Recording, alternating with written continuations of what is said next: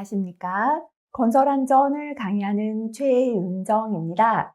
자, 이번 시간은 건설안전 기사 필답형 파이널 스마트북 3장 건축 시공 파트를 공부하도록 하겠습니다. 자, 문제가 별로 많지 않고요. 대부분이 보면은 별표가 많은 거 별로 없습니다. 그 뜻은 뭐죠? 가볍게 공부해도 괜찮다라고 보시면 되겠습니다. 나오더라도 중복해서 나오는 문제가 크게 많지 않다라고 보시면 되고요. 그러면 다시 나올 때는 또 일회적인 새로운 문제가 나올 확률도 높다 이렇게 보시고, 일단 출제된 문제 한번 볼게요. 건설공사와 관련된 공정관리 네트워크에 공정표 2가지 적으시오. 그죠? 설명하시오도 아니니까요. 그냥 2가지 보고 진행할게요. 우리 공정표에는 PTRT 공법하고 CPN 공법 2가지 있었습니다. PTRT 공법, CPN 공법 적으시고요. 2번 문제입니다. 교량을 건설하는 공법 중에는 PGN 공법하고 PSM 공법이 있는데요. 차이점을 설명하시오라고 했습니다. PSM부터 볼게요. PSM에서 프리캐스트다라는 건 공장에서 미리 만들었다, 제작했다라는 것이고요. 세그먼트는 일정한 길이의 부재를 뜻해요. 그거를 프리캐스트 세그먼트 메소드에서 PSM 공법입니다. 상부 구조물을 세그먼트 단위로 일정한 부재 단위로 현장에서 제작하여 현장에서 조립하는 공법이다라고 했는데요. 이렇게 줄여도 됩니다. 일정 길이의 세그먼트를 PSM 할 때 S가 세그먼트니까요. 일정한 길이의 세그먼트를 제작 운반하여 별도 제작장에서 제작 운반해서 인양기계를 이용하여 가설한 후에 세그먼트를 연결하여 상부 구조를 가설하는 공법이다. 그래서 일정 길이의 세그먼트를 제작장에서 제작해서 그거를 현장으로 운반해 옵니다. 운반해 온 세그먼트를 연결해서 상부 구조를 가설하는 공법을 PSM 공법이라 한다. 그죠? 그 다음에 PGM 공법은요, 프리캐스트니까 역시나 미리 제작한다. 그죠? G가 뭐냐면 거더예요. 메소드. 그죠? 그래서 교량의 거더를 경관 길이로, 요거는 생각해도 괜찮습니다. 교량의 거더를 제작장에서 제작한 후에 현장으로 운반하여 조립하는 공법이에요.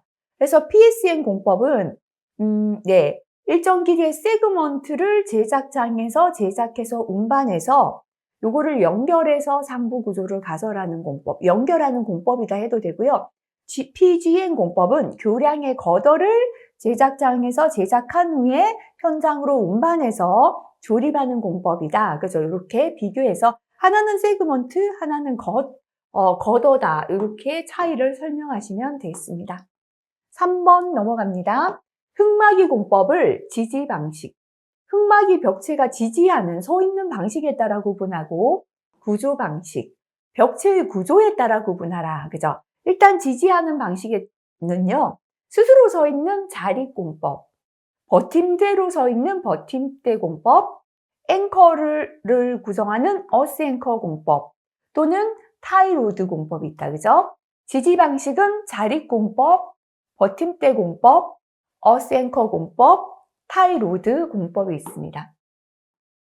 자, 그 다음에 이제 구조 방식이다. 그죠? H 파일 공법, 파일로 구성되어 있는 거, 널말뚝 공법, 시트 파일이라고도 하죠. 그죠? 지하 연속벽 공법, 지하의 연속적인 벽을 만드는 거죠. 탑다운 공법, 위에서 아래로 시공하는 거였다. 그죠? 그래서 H파일, 널말뚝, 지하 연속벽, 탑다운 공법은 구조 방식에 의한 분류가 되겠습니다. 4번 넘어갑니다. 보기 설명에 해당하는 공법의 명칭을 적어보시오 했습니다. 흙막이 벽 등의 배면을 원통형으로 굴착한 후에 요거 굴착해서 인장재와 그라우트를 주입시켜 형성한 앵커에 긴장력을 주어서 흙막이 벽을 지지한다. 이렇게 앵커에 긴장력 주어 지지하는 거를 우리가 어스 앵커 공법이다라고 하죠.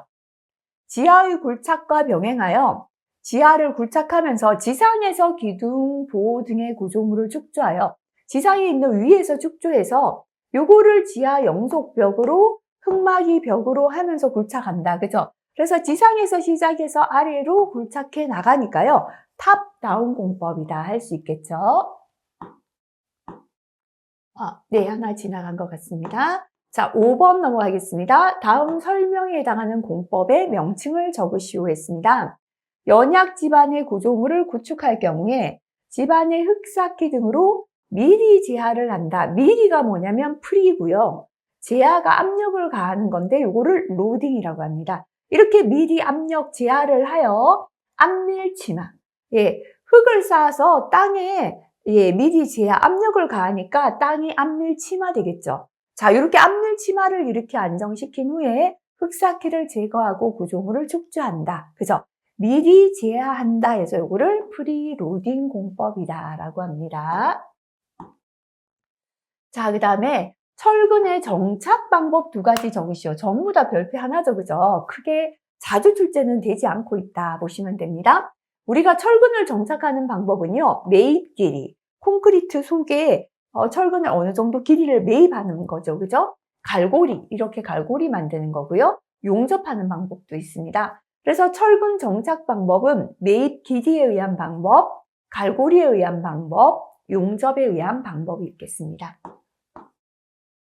강말뚝, 강제의 말뚝이죠. 강도는 높지만 여기 쓰는 부식이 생기잖아요. 그래서 강말뚝의 부식 방지 대책 3가지를 적어라. 그죠? 부식을 방지하기 위하여 페인트, 도장하는 거죠. 도장법 또는 도포법이고요. 그 다음에 도금법, 도금하는 거, 그죠? 콘크리트로 피복하는 거. 요런 게 기억하기 쉽겠죠? 도장법, 도금법, 콘크리트 피복 방법, 또는 전기 방식 방법, 강의 두께 증가 방법 적으셔도 상관없겠습니다. 8번, 시트 파일 흙막이 공사의 재예방 대책 3가지입니다. 자, 일단은요, 우리가 흙을 굴착할 때 주변 지반을 침하시키는 원인이 앞에서 우리가 보일링, 히빙을 배웠죠. 보일링은 지하수 때문이고요. 지하수의 차 때문이고, 히빙은 압력차, 상재하중 또는 압력차 때문에 생겼죠. 그죠? 그래서 시트 파일 흙막이 공사에서도 재해를 예방하기 위하여 보일링, 히빙에 대한 안정성 검토를 합니다. 2번째, 흙막이 벽 배면에 설계하중 이상의 상재하중이 적재되지 않도록 합니다. 이게 설계하중 이상의 상재하중이 적재되면 통합 때문에 히빙이 생길 수 있잖아요. 자, 그 다음에 지하수의 변화, 지하수 유출, 집안의 이완 및 침하, 각종 부재 변형, 이거 다 적을 수 있으면 적으시고요. 지하수의 변화, 지하수 유출 등을 수시로 점검하고 이상이 있으면 보강한다. 그죠? 요 지하수의 변화나 지하수 유출은 보일링 현상 방지다. 이렇게 머리에 좀 구분하셔도 될 것 같아요. 다시 기억해 보겠습니다. 시트 파일 흙막이 공사의 재예방 대책입니다. 자, 일단 흙막이 공사, 굴착할 때는 붕괴가 우려되니까요. 붕괴를 일으키는 2가지입니다. 보일링과 히빙에 대한 안정성 검토를 합니다. 2번째, 히빙을 방지하기 위하여 설계하중 이상의 상재하중이 적재되지 않도록 합니다. 3번째, 보일링을 방지하기 위하여 지하수의 변화, 지하수 유출 등을 수시로 점검하고 이상이 있을 경우 즉시 보강합니다. 이렇게 3가지 정도 기억하시면 되겠습니다. 9번에 파일을 타입할 때 부마찰력이 잘 생기는 집안을 다음 보기에서 골라 번호를 적으셔야 했는데요. 우리가 파일을 이렇게 집안에 박았잖아요. 이렇게 작용하는 힘은 정마찰력이고요. 위에서 아래로 하부로 작용하는 힘이 부마찰력이다 보시면 됩니다. 자, 그러면 1번에 집안이 압밀 진행 중인 연약 점토 집안이다. 우리가 압밀될 때는 아래 방향으로 힘이 작용하겠죠. 그래서 1번 맞습니다. 지표면 치마에 따른 지하수가 저하되는 집안이다. 지표가 지금 지표면이 치하되면서 침하되면서 지하수가 저하된다는 건 물이 빠져나가는 거죠. 아래로 부마찰력 작용하겠죠. 2번도 맞고요. 사질토가 점성토 위에 있다. 약한 점성토 위에 사질토가 있으니까 이거를 사질토의 압력이 밑으로 작용하겠죠. 그래서 이것도 맞습니다. 점착력이 있는 압축성 지반인데요. 압축성 자체는 위로가 아니라 아래로 맞잖아요. 그죠? 근데 점착력이 있는 압축성 지반은 여기에서 북마찰력이 잘 생기는 지반은 이라고 문제가 나왔다면 사실은 점착력이 있는 압축성 지반은 북마찰력이 생기는 거는 맞아요. 압축성이니까. 그런데 잘 생기는 지반에서는 아니에요. 근데 만약에 여기서 세 가지를 고르시오 했다면 1, 2, 3번까지 하시고요. 모두 고르시오 했다면 4번까지 답을 적는 걸로 그렇게 하겠습니다. 10번 넘어갑니다. 예, 콘크리트 비빔 시험의 종류를 4가지 적으시오. 콘크리트를 비빔할 때 시험은요. 자, 슬럼프 시험, 공기량 시험, 염화 물량 시험, 단위 용적 질량 시험 4가지 다 암기해야 된다. 그죠? 우리가 비빔할 때는 슬럼프, 공기량 요거는 알고 있고요. 염화 물량, 단위 용적 질량 시험까지가 콘크리트 비빔 시험의 종류가 되겠습니다. 자, 그 다음에 철근 콘크리트 공사에 사용되는 시멘트, 포틀랜드 시멘트의 품질 시험 항목 4가지입니다. 일반적인 이제 포틀랜드 시멘트 품질 시험은요. 일단 분말도, 그죠? 자, 그 다음에 응결 시간, 굳어져야지 강도 생기니까요. 일정한 압축 강도 나와야 되겠죠. 분말도, 응결 시간, 압축 강도인데요. 4가지니까 하나 더 넣자면 뭐 화학 성분, 안정도 중에서 하나 더 기억해도 되겠습니다. 12번입니다. 항중하고요, 수중하고요, 바닷물 등 해수공사에 적합한 시멘트의 종류는 했습니다. 항중에도 쓸 수 있고 수중이나 바닷물 같은 해수공사에도 적합한 거. 그래서 이 알루미나 시멘트는 항중에도 쓸 수 있고요. 수중이나 바닷물 같은 해수에도 적합하죠. 그래서 항중 따로 암기하고 요거 따로 하지 말고 둘 다 쓸 수 있는 알루미나 시멘트 요걸로 적으시면 되겠습니다. 자, 그 다음에 PS, 프리스트레스드 콘크리트에서 응력 도입 즉시 응력 저하가 발생되는 원인을 2가지 적어라. PS 콘크리트에 응력을 도입하는 즉시 바로 응력이 저하가 된다. 그죠? 첫 번째는 콘크리트 탄성 수축. 콘크리트가 수축되면서 응력 저하가 생기고요.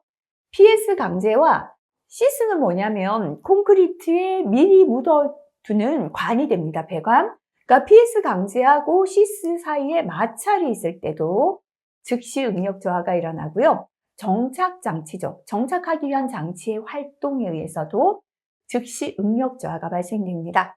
암기할 수밖에 없죠. 그죠? PS 콘크리트에서 응력 도입 즉시 응력 저하가 발생되는 원인은 콘크리트의 탄성 수축, PS 강제와 시스 사이의 마찰, 정착 장치의 활동이다. 기억하시면 되겠습니다. 자, 14번 넘어가겠습니다. 건설공사 안전관리 업무 수행 지침에 의하여 정기안전 점검 결과 건설공사의 물리적, 기능적 결함이 발견되었습니다. 정기안전 점검했는데 결함이 발견되었죠. 그래서 보수나 보강 등의 조치를 취하기 위하여 필요한 경우에 실시하는 점검의 명칭은 무엇이냐, 그죠? 정기안전 점검 결과 결함이 있어서 보수나 보강을 하기 위해서 또 하는 점검을 정밀 안전 점검이다라고 합니다. 이것도 한 번밖에 출제 안 되었죠. 그래서 밑에 거는 가볍게 참고 한번 체크하고 넘어가시면 되겠습니다. 초음파를 이용한 콘크리트 균열 깊이 평가하는 방법이 되겠습니다. 자, TCTO법, T법, BS법, 그죠? TCTO법, T법, BS법. 콘크리트의 균열 깊이를 평가하는 방법입니다. 설명은 나와 있죠. 그런데 이렇게 설명까지 다 알아야 될 만큼의 중요한 내용은 아니라서요. 종류만 보고 지나가겠습니다. 자, 다음 보기는 집안의 전단 파괴 현상을 설명하고 있습니다. 올바른 설명을 모두 고르시오라고 했습니다. 자, 전반 전단 파괴입니다. 흙 전체가 모두 전단 파괴되는 현상이다. 전반이니까요. 흙 전체가 모두 전단 파괴되는 현상. 1번 맞습니다. 국부 전단 파괴입니다. 주로 느슨한 사질토나 점토 지반에서 발생한다. 예, 느슨한 사질토나 점토에서는 국부 전단 파괴가 발생되는 거 맞습니다. 자, 그 다음에 전반 전단 파괴는 주로 굳은 사질토나 점토에서 발생한다. 그죠? 느슨한 사질토나 점토에서는 국부적으로 전단 파괴 생기고요. 굳은 사질토는 전체가 움직여서 전반 전단 파괴가 생기는 거. 이것도 맞습니다. 근데 3번이 틀렸다. 그죠?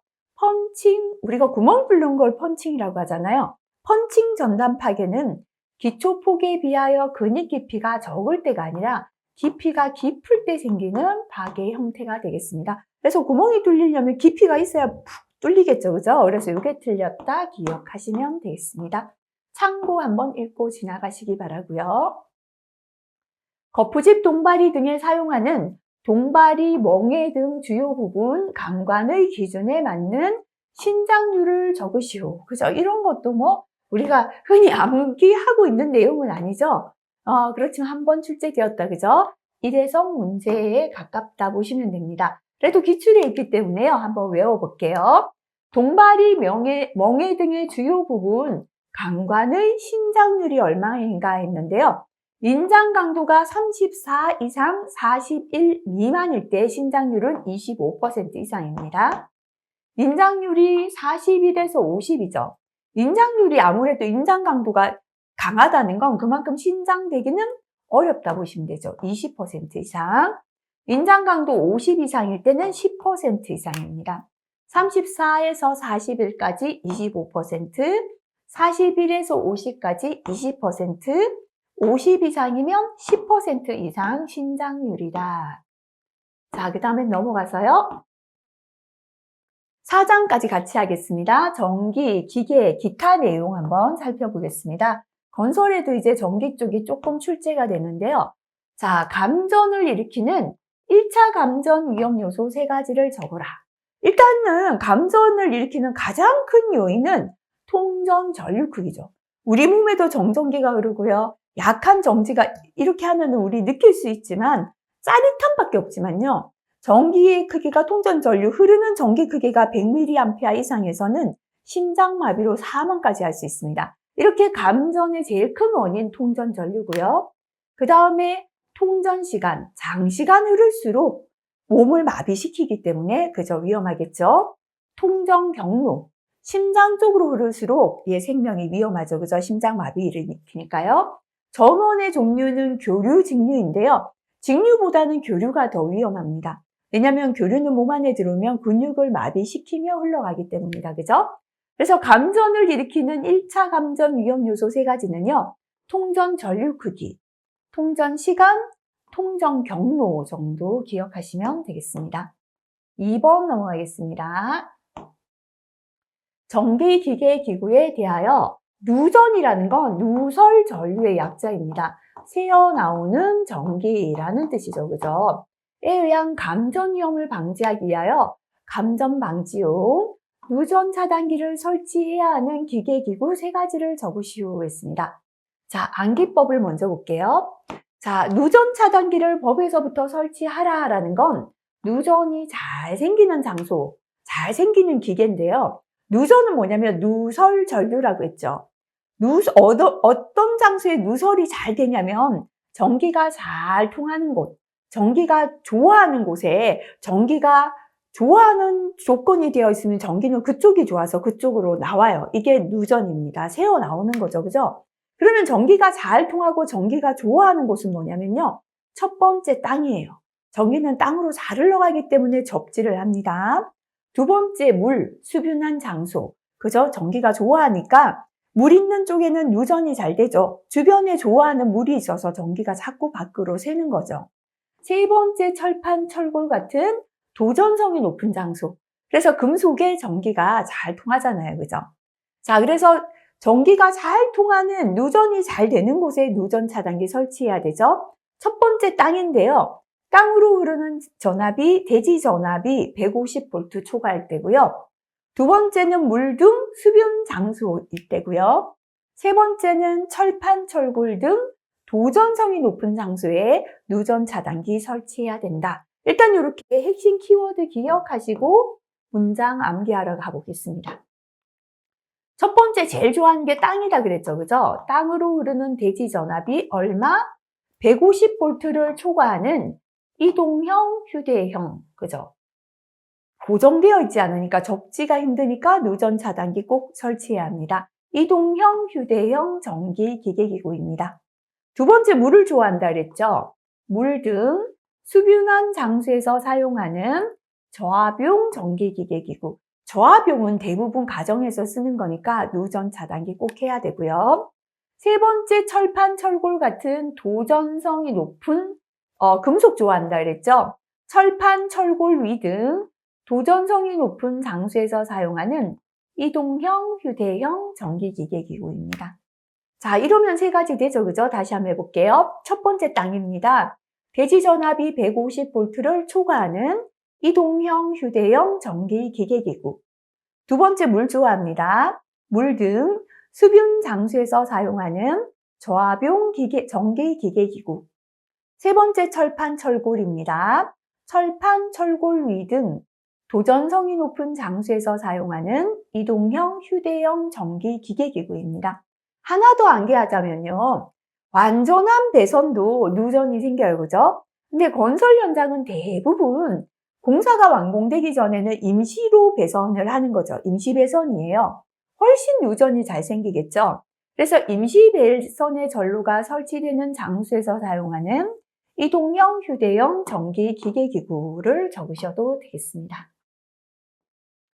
자, 그 다음 넘어가서요. 네. 꽂음 접속기의 설치 사용 시 준수사항 4가지. 우리가 꽂음 접속기는 가정에서 콘센트 코드 꽂아서 쓰죠. 이런 꽂음 접속기 생각하시면 되겠습니다.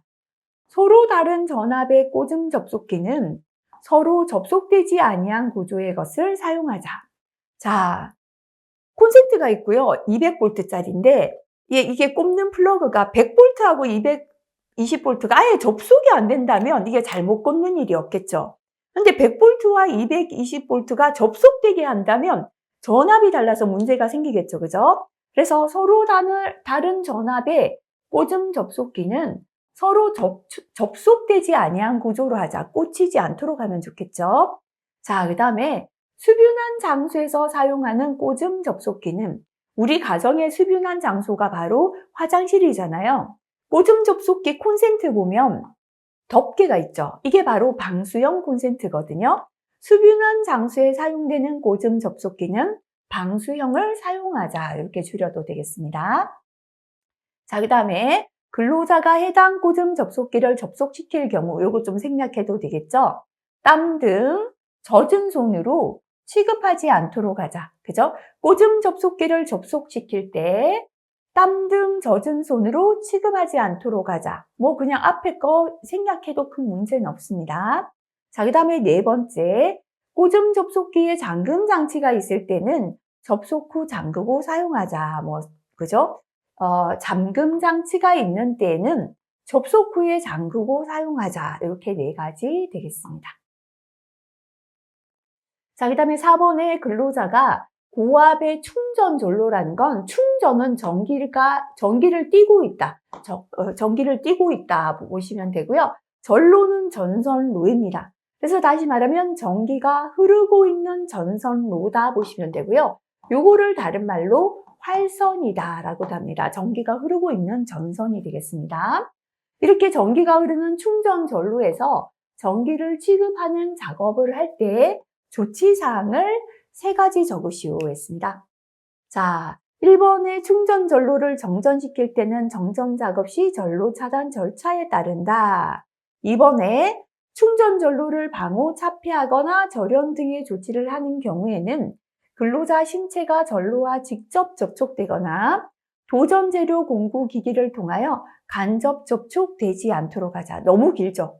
다시 말하면 충전 전로를 절연 등의 조치를 하는 경우, 충전 전로를 전기를 차단하는 절연 등의 조치를 할 때는 근로자의 신체가 전로와 접촉한다면 감전되겠죠. 그래서 신체가 전로와 직접 간접 접촉되지 않도록 하자. 현재 충전 전로는 전기가 흐르잖아요. 그래서 간단하게 하자면 충전 전로에 신체가 직접 간접 접촉되지 않도록 하자. 왜냐하면 전기가 흐르기 때문에 감전되니까요. 세 번째입니다. 충전 전로를 취급하는 근로자에게 그 작업에 적합한 절연용 보호구를 착용시키자. 근로자에게 절연용 보호구를 착용시키자. 왜냐하면 전기가 흐르는 충전 전로 작업하니까 당연히 절연용 보호구, 전기를 끊어주는 보호구를 착용해야 합니다. 4번에 충전 전로에 근접한 장소에서 전기 작업하는 경우에는 해당 전압에 적합한 절연용 방호구를 설치하자. 해당 전압에 적합한 요것도 생략해도 됩니다. 충전 전로에 절연용 방호구를 설치하자. 절연용 방호구는 뭐냐면요. 전선 있죠. 전봇대 전선에 한전에서 공사할 때 보면요. 이렇게 고무 커버, 덮개 같은 걸 이렇게 덮어 씌워 놓은 거 보셨을 거예요. 그거는 이 주변에서 작업자가 작업하는데 여기에서 전선에서 전기가 새어 나오는 전기를 커버로 한 번 더 덮개로 덮어주는 거죠. 그래서 전기가 누전되지 못하게 하는 거죠. 그죠? 그래서 주변에 충전 전로에 근접한 장소에서 전기 작업할 때는 절연용 방호구를 설치하자. 그죠? 전선의 덮개를 한번 씌워주자라는 겁니다. 자, 그 다음에 5번에 고압이나 특별고압 전로에서 전기 작업을 하는 근로자에게 활선 작업용 기구나 장치를 사용하도록 하자. 자, 우리가 고압이나 특고압은요, 예를 들어서 전봇대에서 한전에서 전봇대 작업한다 생각하면요, 전봇대를 지금 전기가 흐르고 있는 전선 전봇대를요, 사람이 이거 전봇대 발판을 밟고 올라가서 이렇게 작업하는 거 굉장히 위험하죠. 그래서 최근 들어 한전에 작업하는 거 보면요, 차량이 오죠. 그래서 작업대를 이렇게 설치해서 작업자들이 차량에 있는 작업대에 올라서서 작업하죠. 이렇게 하면 작업 안 된다. 왜냐하면 현재 전기가 흐르니까요. 그리고 전기가 흐르는 전선을 손으로 잡아서 안 되죠. 긴 봉으로 조작해야 됩니다. 그래서 지금 이 차량이나 이 작업대를 활선 작업용 장치라고 하고요. 손에 잡고 하는 긴 봉을 활선 작업용 기구라고 합니다. 그래서 충전 전로에 흐르는 전기가 고압이거나 특고압일 때는 반드시 활선 작업용 기구나 장치를 사용해서 작업해야 된다라는 내용 되겠습니다. 자, 그 다음에 나머지 너무 많으니까 조금 건너뛰고 요거 할게요. 자, 충전 전로에 유자격자가 아닌 근로자가 충전 전로 인근의 높은 곳에서 작업할 때는 근로자의 몸 또는 긴 도전성 물체가 방호되지 않은 충전 전로에서 대지 전압이 50kV 이하인 경우는 300cm 이내로, 대지 전압이 50kV를 넘는 경우에는 10kV당 10cm씩 더한 거리 이내로 각각 접근할 수 없도록 하자. 다시 말하면 전기가 흐르는 충전 전로이기 때문에요. 충전 전로에 전기가 흐르니까 작업자가 떨어져야지 너무 접근하면 안 된다는 건데요. 대지 전압이 50kV 이하일 때는 300cm니까 3m 이내로 접근하면 안 되고, 대지 전압이 50kV를 넘을 때는 10kV당 10cm씩 더한 거리 이내로 접근할 수 없다. 이건 숫자 정도만 기억하시고요. 나머지를 암기해도 문제는 없습니다. 자, 그런데 문제에서 지금 충전 전로에서 전기 취급하는 작업할 때의 조치사항을 3가지 적으라 했기 때문에요. 기억하기 쉬운 거 위주로 한번 기억해 볼게요. 첫 번째, 전기가 흐르는 충전 전로에 신체가 직접 간접 접촉하는 거 위험하다, 그죠? 그래서 충전 전로를 절연 등의 조치를 하는 경우에는 또는 충전 전로에서 근로자의 신체가 전로와 직접 간접 접촉되지 않도록 한다. 이렇게 암기하시고요. 조금 더 반복하시면서는 충전 전로를 방호, 차폐나 절연 등의 조치를 하는 경우 이렇게 조금 더 추가해 주셔도 되겠습니다. 두 번째, 충전 전로를 취급하는 근로자에게 또는 충전 전로 작업이니까요. 생략하고 근로자에게 절연용 보호구를 착용시킬 것. 세 번째, 충전 전로에는 절연용 방호구를 설치할 것. 네 번째, 고압이나 특별고압의 전로에서 전기 작업할 때는 활선 작업용 기구나 활선 작업용 장치를 사용하도록 할 것. 이 정도 기억하시면 될 것 같습니다. 자, 그래서 암기법 볼게요. 충전 전로에서 전기 작업할 때 작업자는 절연용 보호구 착용. 전선에는 절연용 방호구, 덮개를 씌우고요. 설치. 고압이나 특별고압 작업할 때는 활선 작업용 기구나 장치를 사용합니다. 접근 한계 거리 숫자 적어라 나올 때를 대비해서요. 대지 전압이 50kV 이하일 때는 300cm 이내로 접근 금지입니다. 이내로 접근해야 되고요. 50kV를 초과할 때는 10kV당 10cm씩 더한 거리 이내로 접근해서 안 된다. 그죠? 이내로 접근하고 그것보다 더 접근해서는 안 된다라는 게 되겠습니다. 자, 그 다음에 이번에는요. 충전 전로 인근에서 비계 또는 차량 등이 작업할 때입니다. 여기 제목을 보면 요겁니다. 요거로 설명해 드릴게요.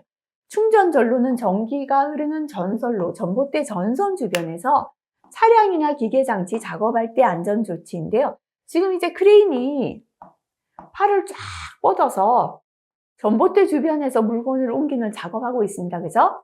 자, 크레인의 팔은 금속이죠. 접촉하지 않더라도요, 전기가 새어나오죠. 고압, 특고압의 전기니까요. 유도 전기가 흘러서 여기에 운전하던 운전자를 감전시키는 사고가 일어납니다. 자, 이때죠, 그죠? 충전전로, 전기가 흐르는 전선로 주변에서 높이 올라가는 차량이나 기계 장치 또는 아까 문제에서는요, 비계죠. 왜냐하면 금속에 높이 올라가는 파이프를 옮기는 작업 같은 거 할 때요.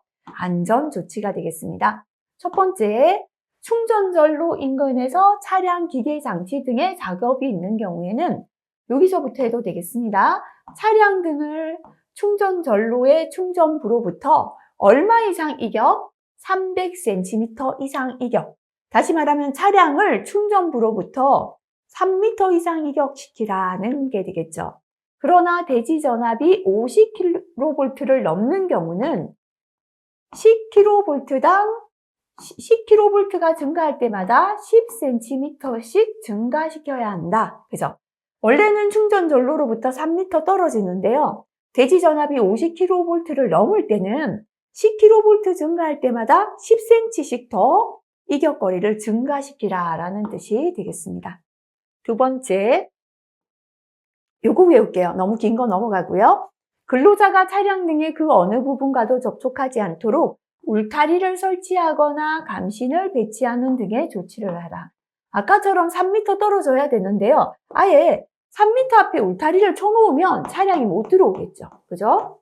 또는 감신을 배치시켜서 들어오지 마시오 하면 못 들어오겠죠. 그래서 아까처럼 충전 전로로부터 차량을 300cm 이상 이격시키거나 두 번째, 울타리를 설치하거나 감신을 배치하는 등의 조치를 합니다.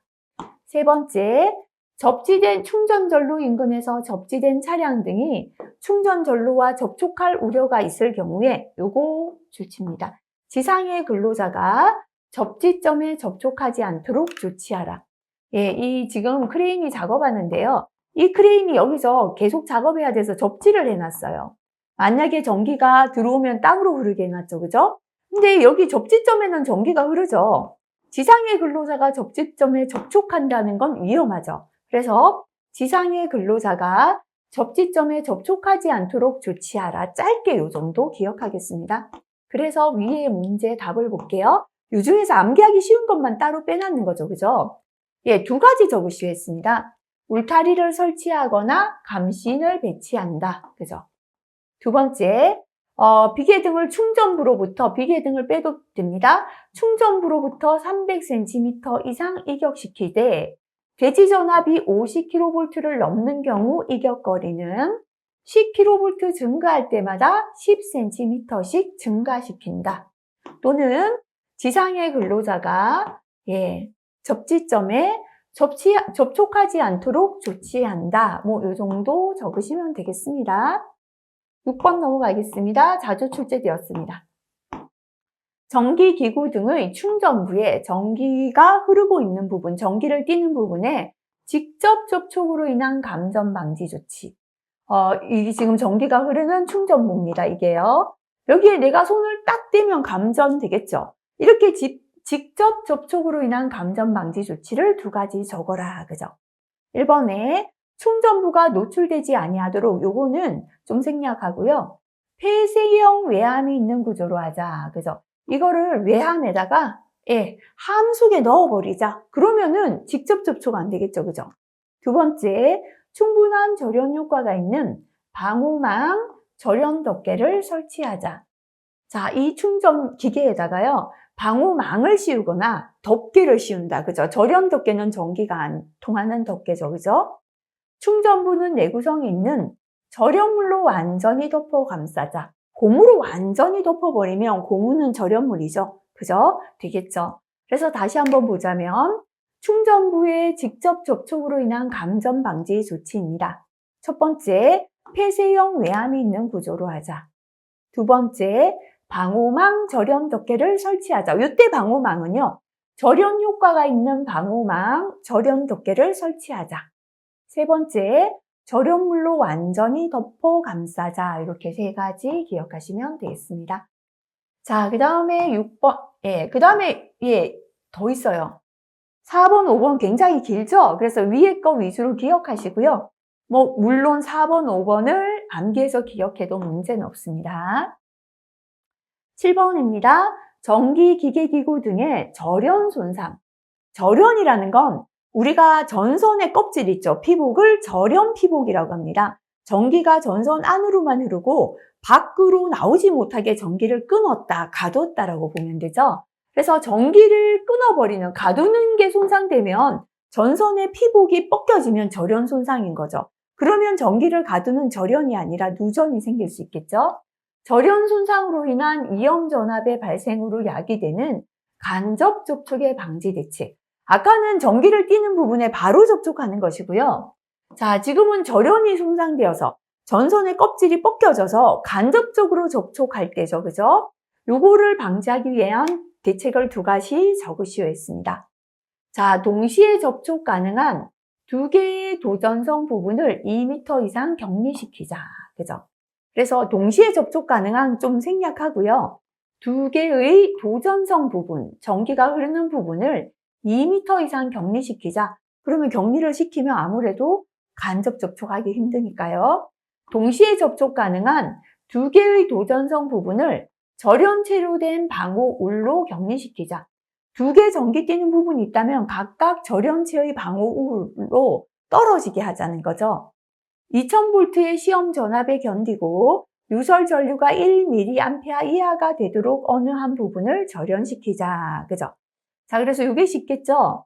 2개의 도전성 부분을 2m 이상 격리시킬 것. 2개의 도전성 부분을 절연체로 된 방호울로 격리시킬 것. 기억하시고요. 참고는 한번 보고 지나가시기 바라겠습니다. 8번 넘어가겠습니다. 앞에서 많이 나왔던 거죠. 그죠? 작업장의 적정 공기 수준에 관한 설명입니다. 1번의 적정 공기란 산소 농도는 얼마 이상? 18% 이상. 얼마 미만이죠? 23.5% 미만이고요. 탄산가스 CO2죠. 그죠? 농도는 1.5% 미만. 농도가 30ppm 미만인 거 뭐죠? 황화수소죠. 그죠? 황화수소의 농도는 30ppm 미만이고요. 그 다음에 10ppm 미만인 건요? 그죠? 우리, 잘못 띄었네요. 잠시만요. 이거 제가 잘못 설명했네요. 그죠? 농도가 30ppm 미만인 건 일산화탄소죠. CO. 그죠? 덜 위험하니까 농도가 좀 높죠. 그런데 10ppm 미만인 건 농도가 낮다는 건 위험하다. 그죠? 황화수소. H2S가 되겠습니다. 다시 보면 산소 농도는 18% 이상 23.5% 미만, 탄산가스는 1.5% 미만, 일산화탄소는 30ppm 미만, 황화수소는 10ppm 미만인 공기가 적정 공기가 되겠습니다. 자, 여기까지 하면은요, 시공 파트하고 기타 전기하고 기타 내용 공부했습니다. 많지는 않았죠, 그죠? 근데 대부분이 자주 나오는 문제는 아니니까요. 지금 처음 나온 문제들이 항상 강조드립니다. 예, 처음으로 보이는 문제에 유혹되어서 이것만 외우고 있다가는 합격이 힘들어요. 항상 자주 나오는 문제부터 먼저 공부하시고요. 하지만 자주 나오는 문제가 다 되었다면 처음 나오는 문제까지, 그죠? 암기 영역을 조금 넓혀서 하시면 훨씬 좋겠죠. 다음 시간은 건설안전 관련 법규 공부하도록 하겠습니다. 이번 시간도 수고 많이 하셨습니다.